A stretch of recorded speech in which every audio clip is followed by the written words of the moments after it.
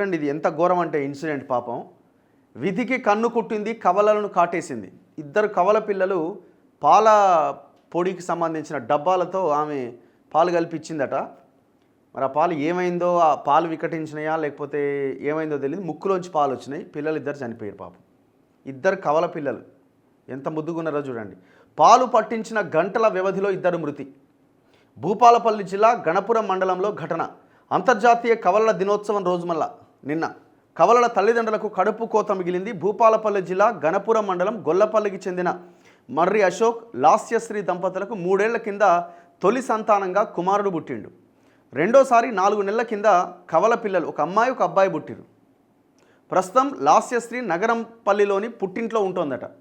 శనివారం ఉదయం కవలలిద్దరికీ పాలు పట్టించి నిద్రపుచ్చగా వారు నిద్రలోనే ప్రాణాలు వదలడం స్థానికంగా కలకలం సృష్టించింది. ఈ ఘటనపైన లాస్యశ్రీ మాట్లాడుతూ, శనివారం ఉదయం లేవగానే బాబుకు తల్లిపాలు, పాపకు డబ్బా పాలు పట్టించా. ఉదయం 8:30కి 11 గంటలకి మళ్ళీ ఇద్దరికి డబ్బా పాలు పట్టించా. కాసేపటికి ఇద్దరు ఏడవడంతో నిద్రపుచ్చా. గంట తర్వాత బాబు ముక్కులోంచి పాలు కారణంతో తట్టి లేపితే ఎలాంటి స్పర్శ లేదు. పాపలో కూడా చలనం లేకపోవడంతో స్థానిక ఆర్ఎంపీకి చూపించా. ఆయన ఇద్దరికీ నాడి కొట్టుకోవట్లేదని చెప్పడంతో భూపాలపల్లికి తీసుకుపోయినాం. అప్పటికే నా పిల్లలిద్దరూ చనిపోయినట్లు వైద్యులు చెప్పారు. పాల పౌడర్ డబ్బాను శుక్రవారం రాత్రే విప్పి పిల్లలిద్దరికీ పాలు పట్టించారు. శనివారం పొద్దున ఇద్దరు నలతగానే కనిపించారు.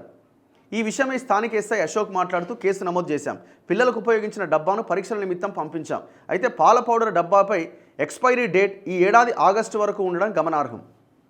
ఆగస్ట్ అంటే ఇలా ఫిబ్రవరి ఆగస్టు వరకు ఉన్నది. మరి ఏమైంది అసలు? ఆ పాల పౌడర్ డబ్బా పౌడర్ బాక్స్ పేరేంది? అది ఎంత అన్యాయం చూడండి పాపం. ఏమనే ఆమె ఫొటోస్ కూడా వేసినారు. ఘోరం. మరి ఎట్లా చనిపోయి ఉంటారు అన్నది ఇప్పుడు ఎంక్వైరీ చేస్తే కానీ తెలియదు. కవలలకు ఎలాంటి అనారోగ్య సమస్యలు లేవట. పౌడర్ పాలు వికటించడంతోనే చనిపోయారని తల్లిదండ్రులు, కుటుంబ సభ్యులు ఆరోపిస్తున్నారు.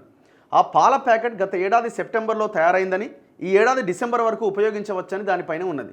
గత ఏడాది అంటే 2024 సెప్టెంబర్ అని మనం ఫిబ్రవరిలో ఉన్నాం. దాని విషయంలో ఏం తేడా లేదు. ఈ ఘటనపైన భూపాలపల్లి ఆసుపత్రిలోని వైద్యులను సంప్రదించగా, శిశువులకు పాలు, ఇతర ద్రావణాలను తాగించే క్రమంలో వారికి త్రేన్పులు వచ్చేదాకా వీపు నిమరాలి. అలా కాకుండా తాగించగానే పడుకోబెడితే కొన్ని సందర్భాల్లో ఆ ద్రావణాలు ఊపిరితిత్తుల్లోకి చేరి ముక్కు ద్వారా బయటకు వస్తాయి. అప్పుడు ఊపిరాడక శిశువులు చనిపోయే అవకాశాలు కూడా ఉంటాయి.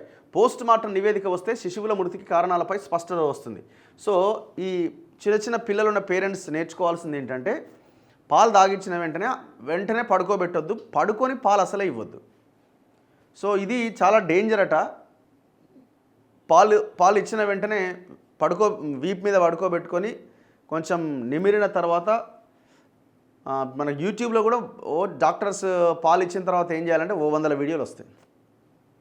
సో ఒక 5 నిమిషాలు అట్లా చేసిన తర్వాతే మళ్ళీ పడుకోబెట్టాలట. లేకపోతే ఇలాంటి అత్యంత భయంకరమైన ప్రమాదం జరిగే అవకాశం ఉంది. సో చాలా జాగ్రత్తగా ఉండాలి.